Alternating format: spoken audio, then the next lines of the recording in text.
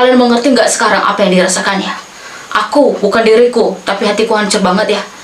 Hai guys, welcome back to my YouTube channel. And seperti biasanya, apa? Kasih pantun dong. Oke. Si Budi pergi ke pasar. Pulangnya nggak bawa apa-apa.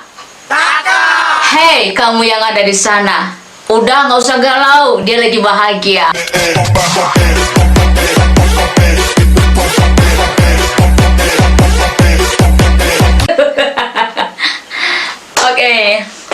Oke guys, seperti biasanya sebelum dulu kita masuk ke videonya, ayo dong kiranya ada keringanan tangan sama hatinya untuk subscribe YouTube channel aku, like and comment, share sebanyak-banyaknya.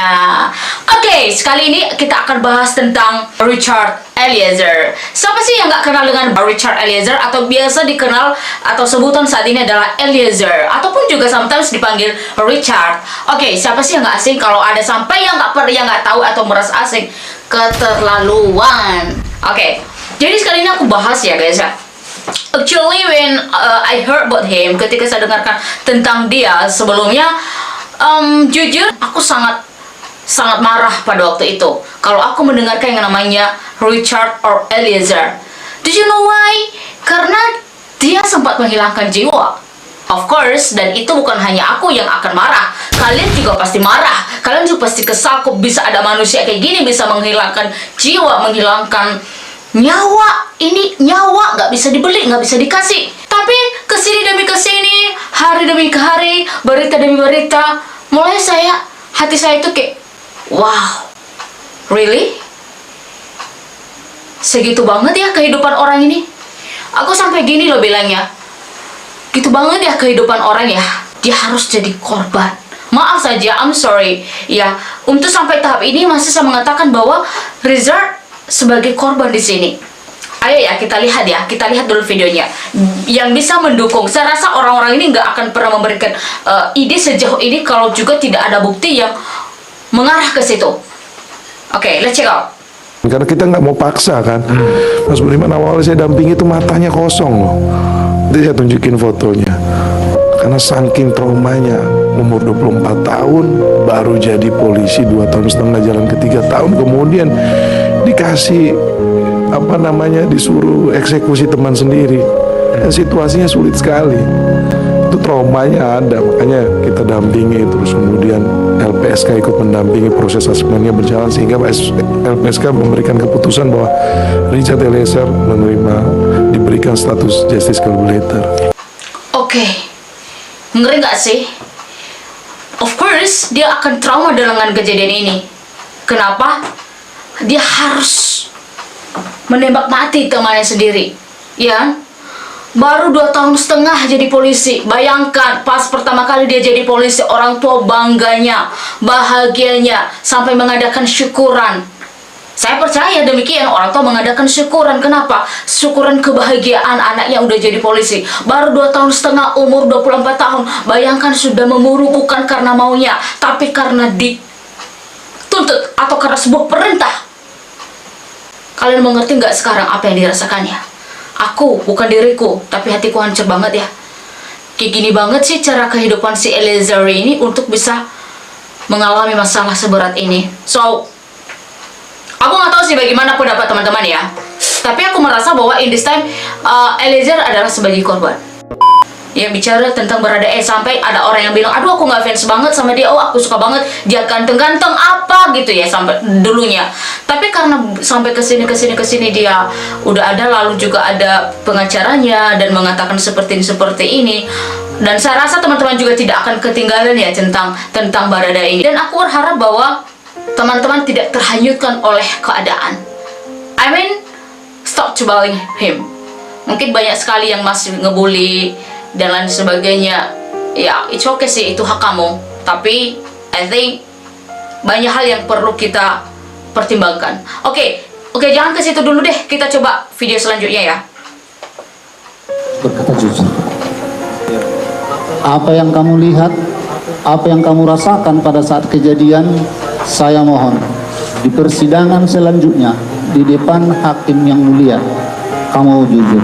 Ya, Bang. Tuhan Yesus deketin. Cukup ya. Ibu, bagaimana Bu? Sama Pak, cuman kami minta ya seperti tadi, berkata jujurlah sejujur-jujurnya agar pemulihan nama anak saya, jangan skenario itu terus. Itu anak saya sudah terbunuh dengan sadis dan keji, masih juga selalu difitnah, ini terus rekayasa mereka. Jadi berada ada di dalamnya, mohon. Karena kita diajarkan saling berkata jujurlah, saling mengampuni. Berkata jujurlah sejujur-jujurnya. Jangan ada yang ditutup-tutupin, jangan ada yang pembohong dengan pembohong diikuti terus. Kami mohon sebagai orang tua, ibu yang betul-betul berduka berat dengan kepergian anak kami yang sudah dirampas nyawa. Sebenarnya secara manusia, kalian tidak ada hati nurani sedikit pun bahwa anakku menyelamatkan anakku. Tapi kami masih diajarkan secara yang punya iman kepada Tuhan, saling mengampuni. Jadi kami mohon ya, agar arwah anak kami tenang, tolong berkata jujurlah. Jadi tentaranya. Ini adalah mamanya yang sedang memohon agar si Baradae ini mau jujur gitu loh. Si Richard Eliezer ini bisa jujur dengan keadaan, jangan lagi mau kamu juga punya memanipulasi lah gitu, jangan buat lagi skenario lah, jangan banyak drama lah gitu. berkata jujur, jangan ada bohong-bohong. Inilah permohonan ibunya si Brigadir Joshua.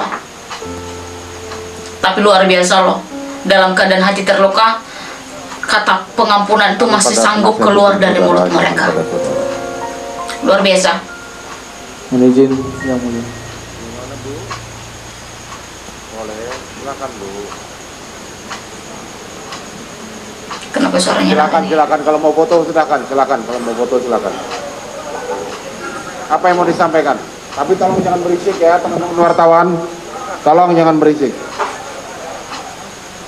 Apa yang mau disampaikan, Bu? Saya yang inginkan sama Eliezer ya, kamu telah membunuh anak saya dengan secara sadis ya. 3 tembakan yang kau tancapkan ke tubuh anak saya ya. Jadi mulai dari sekarang kejujuranmu yang kami minta tentang Ibu PC, tentang Pak Sambo, apa yang dilakukan, itu yang kami harapkan darimu pada saat ini. Jujur kamu, biar kami lega, dan begitu juga almarhumnya, begitu juga sakit hati kami loh. Yang kau perbuat, kau sebenarnya membunuh anak kami. Peluru itu tembus ke dada anak kami, itu sudah mematikan. Eliezer, mohon, makanya saya bilang tadi, kejujuranmu itu adalah untuk menolong kamu. Cuman itu yang saya minta, kejujuranmu itu.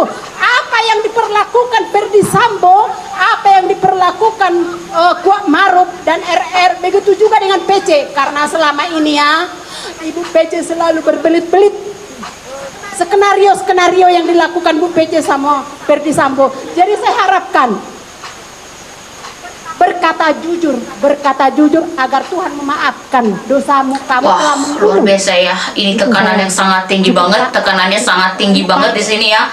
Dan saya rasa kalau ini bentuk benda tajam, ini udah menusuk paling dalam banget di hatinya Eliezer. Dan semoga dengan ini juga ini akan membuka apa ya, mengubah hati pikirannya yang selama ini mungkin udah membeku karena banyak hasutan, banyak masuk dan lain sebagainya. Apalagi kalau sempat orang terdekatnya adalah orang yang sempat di atas dia, of course ya. Dan semoga dengan orang-orang yang baik sekarang udah ada di sekitarnya, termasuk juga pengacaranya saat ini, yang saya berharap sih Eliezer ini bisa memiliki mindset yang lebih baik lagi ya. Orang yang jujur dan mengakui kesalahannya, Tuhan akan mengampuni.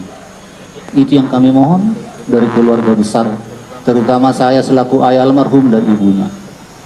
Hanya itu aja. Baik, terima kasih. Begitu ya penasihat hukum? Ya. Artinya permintaan saudara sudah kami fasilitasi. Sekarang saya tanya pada saudara Eliezer, bagaimana terhadap keterangan saksi semua ini, dimulai dari Samuel Huta Barat hingga pada saksi terakhir? Apakah benar semua? Apakah benar sebagian, salah sebagian? Apakah salah semua? Baik yang mulia. Mohon izin yang mulia. Terima kasih Bapak, Ibu, dan keluarga. Saya cuma ingin menyampaikan, saya akan berkata jujur. Saya akan membela untuk terakhir kalinya. Akan membela abang saya, Bang Yos, untuk terakhir kalinya. Karena untuk saya pribadi, saya tidak mempercayai bahwa Bang Yos setega itu melakukan pelecehan.